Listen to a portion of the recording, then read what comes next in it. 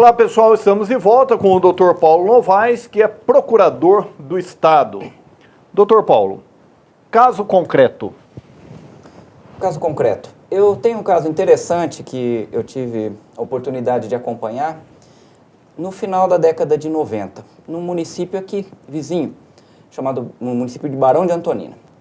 Barão de Antonina é um pequeno município situado na divisa do estado, já com o Paraná, e que era composto em sua totalidade de terras devolutas, ou seja, as terras sem dono e que sob a administração do estado, e que a cidade, toda a cidade, não tinha um imóvel que pudesse ser registrado. Os seus detentores, sejam as pessoas, sejam o poder público, eram meros posseiros.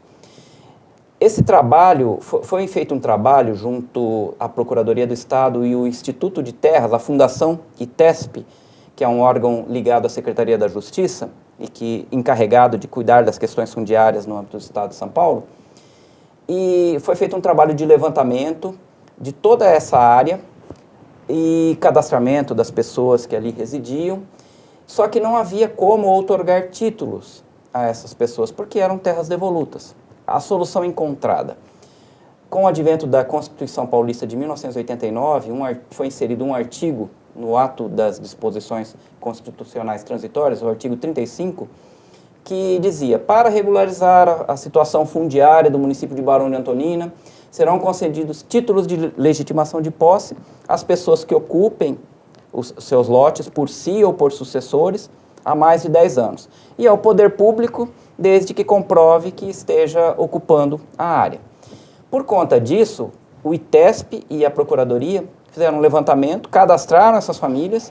Num primeiro momento, foram quase 400 títulos entregues a essas pessoas. Me recordo que eu estive presente na solenidade, foi, salvo engano, outubro, novembro de 1999, até o governador, à época era o governador Mário Covas, e foram entregues títulos para essas pessoas que finalmente puderam regularizar a sua situação e tornar-se proprietários desses imóveis. E a prefeitura também, já com eles, com esses títulos regularizados, pôde passar a cobrar o imposto de sua competência, o IPTU.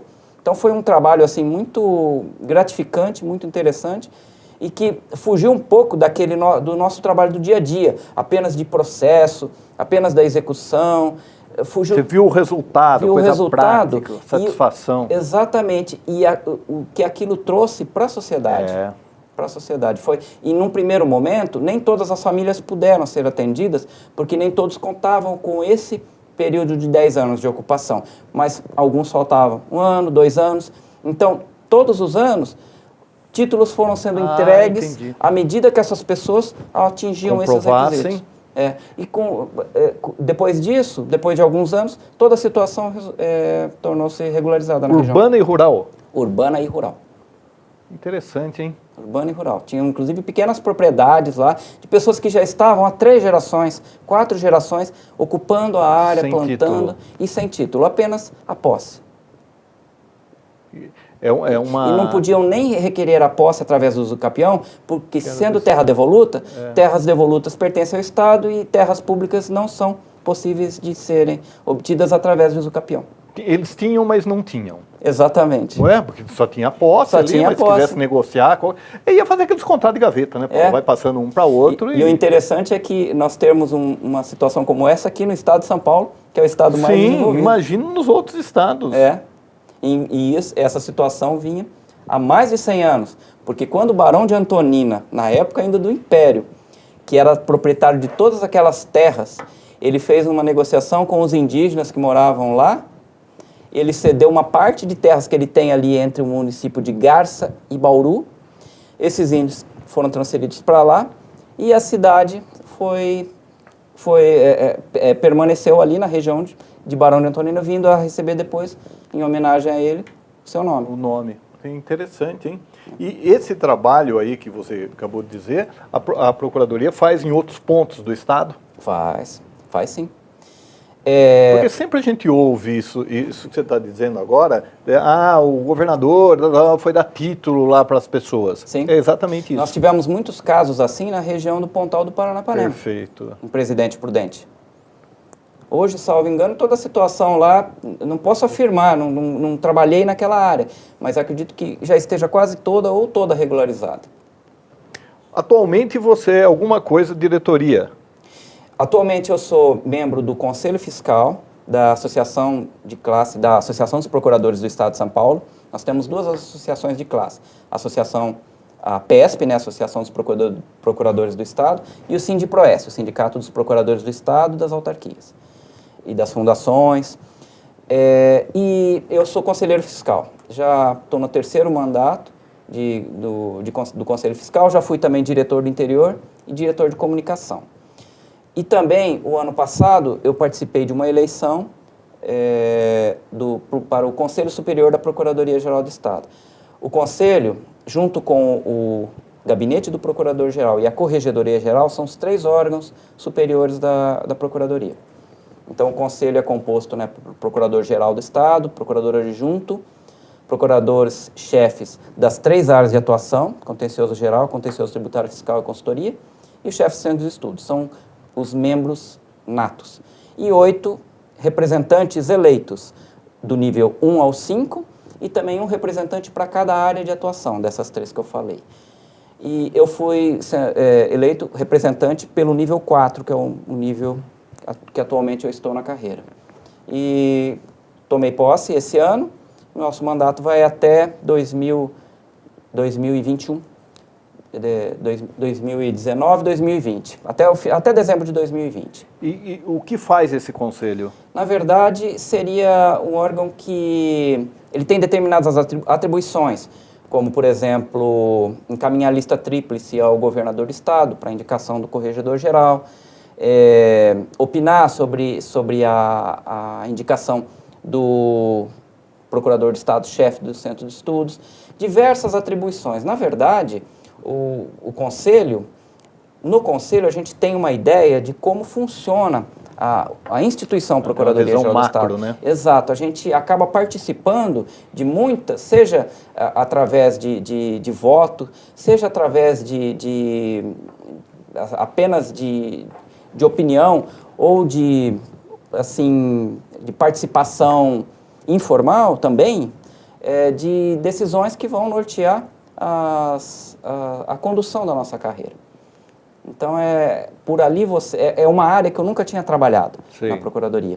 Então, para mim está sendo muito importante porque estou tendo uma ideia de como é o mecanismo da instituição que eu pertenço ali, por dentro, vendo as coisas acontecerem. Porque muitas vezes, quando a gente está num outro ponto, que a gente não tem essa visão, a gente às vezes critica alguma coisa, isso, aquilo, a hora que você chega lá e fala assim, não, se fez isso é por causa disso, não é? Você passa a pensar 2 vezes antes de opinar, até de uma simples crítica, porque você sabe que nem sempre, porque a gente está lá, a gente consegue fazer.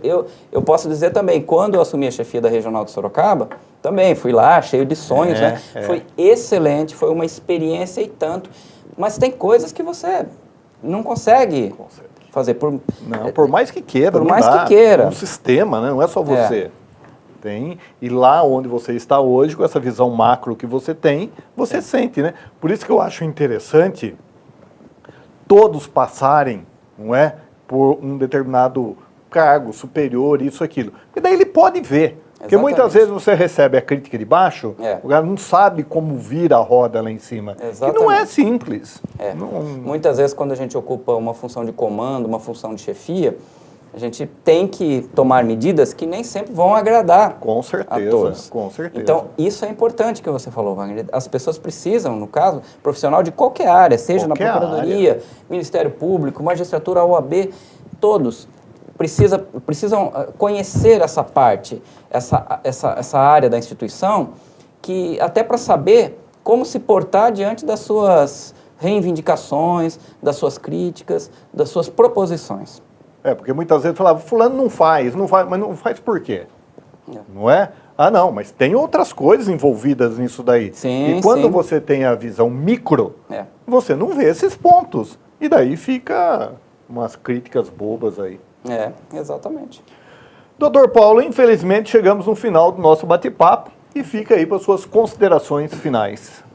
Bom, mais uma vez agradeço a oportunidade, agradeço o meu amigo, Dr. Wagner Bertoli, a oportunidade de estar aqui, de falar um pouco da Procuradoria do Estado, falar um pouco da nossa vida, do nosso dia a dia, e também conclamar aos estudantes de direito, aos alunos, a todos que optaram por essa área, para que venham somar forças conosco. Atualmente nós temos um concurso que já se encerrou, estamos aguardando a nomeação e posse dos novos procuradores, mas em breve teremos um próximo concurso, porque a necessidade é sempre crescente. E então, peço a todos que quem quiser conhecer a Procuradoria, o nosso trabalho, a seccional daqui de Avaré, fica na rua Rio Grande do Norte 674, estou lá todos os dias, e com exceção das quartas-feiras, que eu atendo a seccional de Botucatu. Quiserem comparecer lá, bater um papo, trocar uma ideia, terei o máximo prazer em recebê-los. Muito obrigado a todos. Wagner, muito obrigado pela oportunidade. Eu que agradeço e quero deixar as portas do Vale TV sempre abertas aí. Agradeço. Muito obrigado. Pessoal, terminamos nosso bate-papo com o Dr. Paulo. Até a próxima semana.